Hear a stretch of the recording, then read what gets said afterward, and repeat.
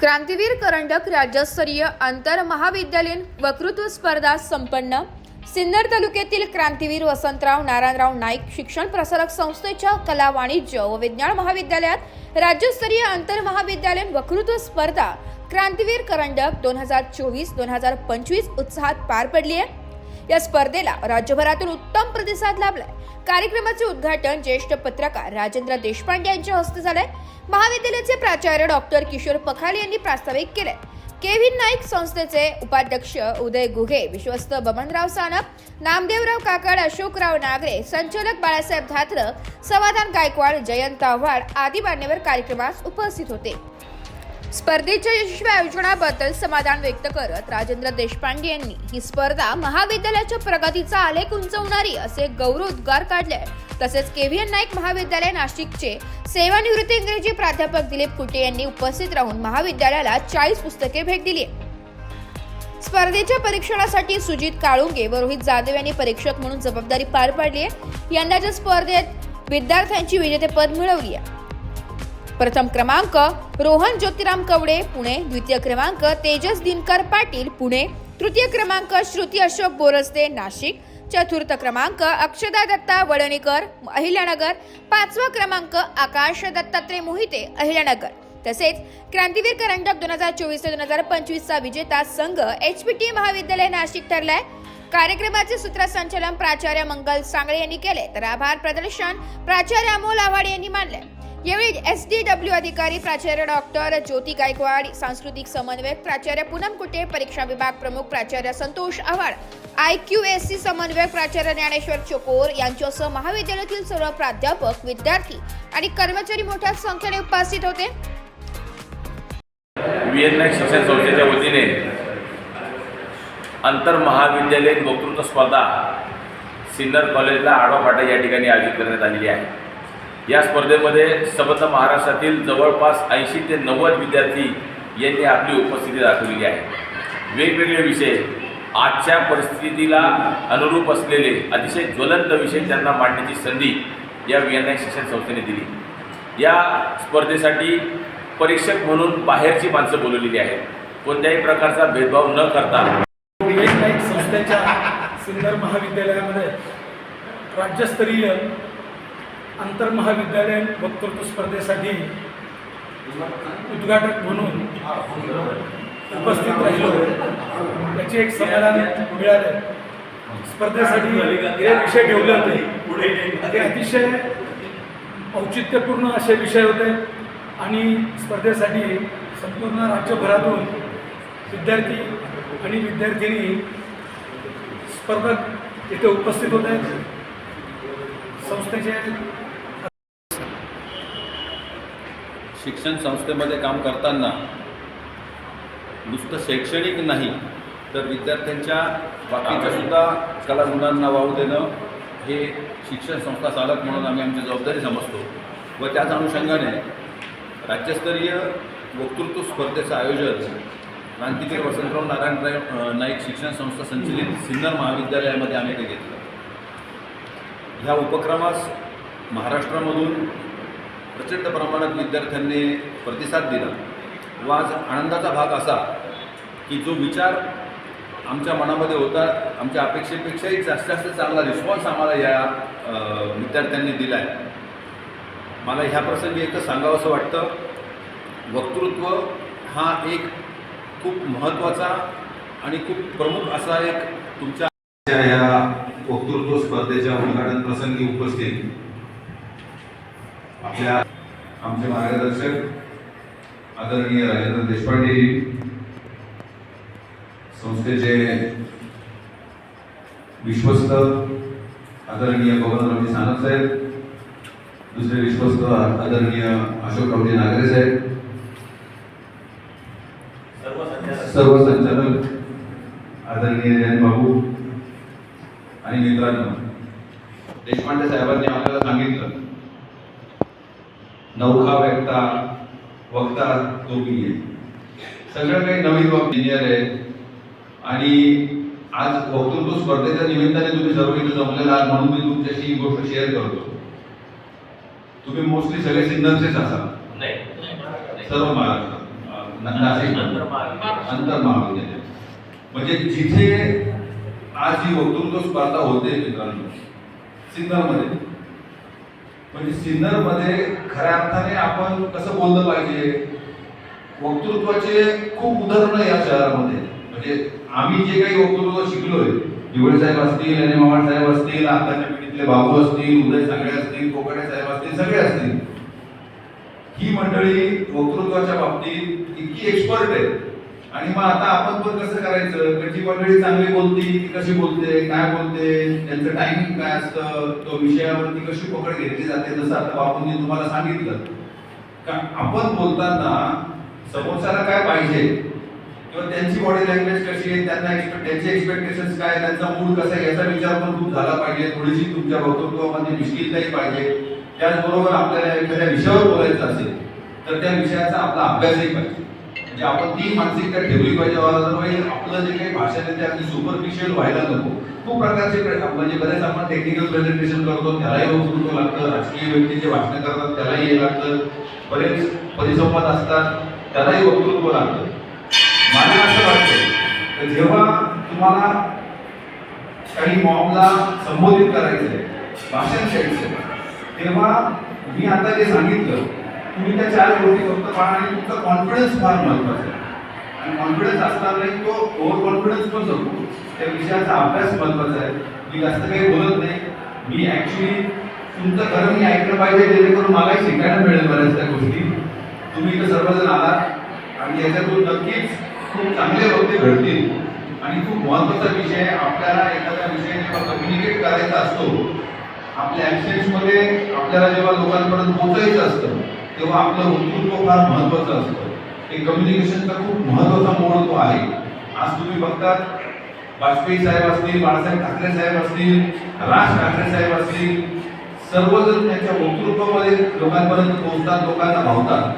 म्हणजे एखाद्याची पर्सनॅलिटी खराब असली, कशी असली तरी चालेल, पण त्याचं वक्तृत्व त्या माणसाला खूप उंचीवर घेऊन ठेवू शकतं. आज तुम्ही सर्वजण आला, मी तुमचं सर्वांचं अभिनंदन करतो व संस्थेतर्फे सर्व उपस्थितांचंही आम्ही अभिनंदन करतो, आभार मानतो आणि थांबतो. पत्रकारितेमध्ये गेली. सुरुवातीचा थोडाफार काळ त्यांनी नोकरी केली, त्यांनी वकिलीचे 1 वर्ष सुद्धा केलं. परंतु सिन्नर तालुक्यातला अतिशय जाणकार पत्रकार, ज्याची लेखणी अतिशय सुंदर आहे, ज्याच्या शब्दांची मांडणी अतिशय सुंदर आहे, असं व्यक्तिमत्व आपल्याला उद्घाटक म्हणून या ठिकाणी लाभलं. त्यांचं सुद्धा VN नाईक शिक्षण संस्थेच्या वतीने मी स्वागत करतो. कुठे सर आताच निवृत्त झाले, त्यांनी सुद्धा स्वतःला वाहून घेतलेलं आहे. आताच मॅडमने सांगितलं की 40 पुस्तकं त्यांनी संस्थेला भेट देण्याचं कबूल केलेलं आहे. खूप वेळ झालेला आहे. मी तुमचा आपल्या संस्थेचे संचालक आणि आमचे जवळचे स्नेही आदरणीय समाधानजी गायकवाड, आदरणीय जयंत बाबू, त्याचप्रमाणे श्रीयुत कुटे सर, आपले प्राचार्य पखाले सर, आपले परीक्षक आणि इथे उपस्थित विद्यार्थी मित्रांनो, मी कॉलेजला असताना त्यावेळेला जास्तीत जास्त प्रमाणामध्ये म्हणजे वक्तृत्व स्पर्धा तर असायच्याच, परंतु त्यावेळेला वादविवाद स्पर्धेंचं अशी एक मोठी फॅशन आली होती. आणि वेगवेगळ्या महाविद्यालयांमध्ये त्याला वादविवाद स्पर्धा असायच्या. मला आठवतं की मनमाडला अशीच एक वादविवाद स्पर्धा होती आणि त्या वादविवाद स्पर्धेचं उद्घाटन प्रख्यात साहित्यिक आणि अतिशय प्रख्यात वक्ते प्राध्यापक नरहर कुरुंदकर यांच्या हस्ते झालं होतं. फार मोठे साहित्यिक होते ते, परंतु त्यांचं भाषण म्हणजे असा एक ओघ असायचा. सर्व श्रोते मंडळी मंत्रमुग्ध होऊन जायची. आणि त्यांनी त्यावेळेला सांगितलं होतं की वक्ता कसा असला पाहिजे. ते मला आज या स्पर्धेला बोलवल्यामुळे मला माझ्या त्या स्मृती जागृत झाल्या. सिन्नर महाविद्यालयात त्यावेळेला वक्तृत्व वादविवाद स्पर्धा होती आणि एक विषय असा होता. त्यावेळेला काय झालं होतं की आसामच्या मुख्यमंत्रीपदी अनवरा तैमूर यांची निवड झालेली होती. आणि अनवरा तैमूर या बांगलादेशी नागरिक होत्या आणि तरी त्या मुख्यमंत्री झाल्या आपल्या आसामच्या. आणि त्याला विरोधी पक्षांनी खूप मोठ्या प्रमाणामध्ये विरोध केला आणि तो प्रश्न संपूर्ण देशभर गाजला. मला माहिती नाही, आपल्या मी सिन्नर कॉलेजला MBPचाच होतो, परंतु त्याच्यामध्ये जे काही वादविवादाचे विषय होते त्याच्यामध्ये हा एक विषय होता त्या मुख्यमंत्र्यांच्या त्या अनुषंगाने आसामच्या. आणि मी परप्रांतीय व्यक्ती इथे मुख्यमंत्री असू नये या बाजूने मी त्या ठिकाणी विषय मांडला. आणि माझ्या बाजूने विरुद्ध बाजूने होती प्राध्यापक जयंत महाजन. मला असं आठवतं की खरं म्हणजे की तो विषय ठीक आहे, राष्ट्रीय विषय होता, परंतु आपल्या सिन्नरमधल्या सगळ्या त्यावेळेच्या विद्यार्थ्यांमध्ये हा विषय किती पोहोचला होता हे मला माहिती नाही. परंतु तो त्या विषय पत्रिकेवर आल्यामुळे आणि मी तो ज्या पद्धतीने मांडला, मी जरा जास्त अभ्यास करून त्याला घेतला. तेव्हा गुगल बिगल काही नव्हतं, परंतु माहिती मिळवली इकडून तिकडून. आणि जो विषय आपल्याला भावतो तो आपण जर खूप मनापासून मांडला, कळकळीने मांडला, आवेशाने मांडला आणि वस्तुस्थितीने मांडला तर तो सगळ्यांपर्यंत पोहोचतो. आणि मला माहिती नाही, पण माझा त्यावेळेला खूप पहिला क्रमांक त्यावेळेला तिथे आला होता. आणि तेही मला या निमित्ताने आजच्या स्पर्धेच्या निमित्ताने आठवतं. खरं म्हणजे वक्तृत्व कला आपल्या संस्कृतीमध्ये 65 कला सांगितलेल्या आहेत, 64 कला सांगितलेल्या आहेत. आणि आता जी जाहिरात कला आहे ती 65वी म्हणून त्या ठिकाणी दिलं जातं. तर त्या 64 कलांमध्ये वक्तृत्व शैली ही एक मोठी कला आहे. खरं म्हणजे वक्तृत्व असण्यासाठी वाचन दांडगं असावं लागतं. आणि एकाच प्रकारचं नव्हे तर विविध प्रकारची पुस्तकं सखोल वाचन जर असलं तर त्याचा वक्तृत्वासाठी खूपच चांगला उपयोग होतो. आता बाबूजींनी मेडिटेशनचा एक विषय मध्यंतरी काढला होता, मगाशी बोलताना काढला. तर जे पुस्तकाचं वाचन करतात विविध प्रकारच्या पुस्तकांचं, मला असं वाटतं बाबूजी वाचन हे एक प्रकारचं मेडिटेशन आहे. कुठे सरांनी पण या ठिकाणी उल्लेख केला. आणि आपण या ठिकाणी स्पर्धक म्हणून आलेले आहात तर आपण नक्कीच वाचन केलेलं असेल. आपले परीक्षक पण खूप वाचन करूनच या ठिकाणी परीक्षक म्हणून इथे उपस्थित आलेले. तर तुम्ही जेवढं वाचाल तेवढं आपलं भांडवल, आपल्या मनातल्या काय बोलावं यासाठीचं जे भांडवल लागतं, जो एक साठा लागतो, जो खजिना लागतो, तो नक्कीच आपल्याला या ठिकाणी मिळतो. तर माझं क्रांतीवीर वसंतराव नारायणराव नाईक शिक्षण प्रसारक संस्थेच्या कला वाणिज्य व विज्ञान महाविद्यालय सिन्नर यांच्या वतीने आयोजित राज्यस्तरीय आंतरमहाविद्यालय वक्तृत्व स्पर्धेसाठी उपस्थित विचारमंचावरील आजच्या कार्यक्रमाचे अध्यक्ष, संस्थेचे विश्वस्त आदरणीय नामदेवरावजी मामा काकड,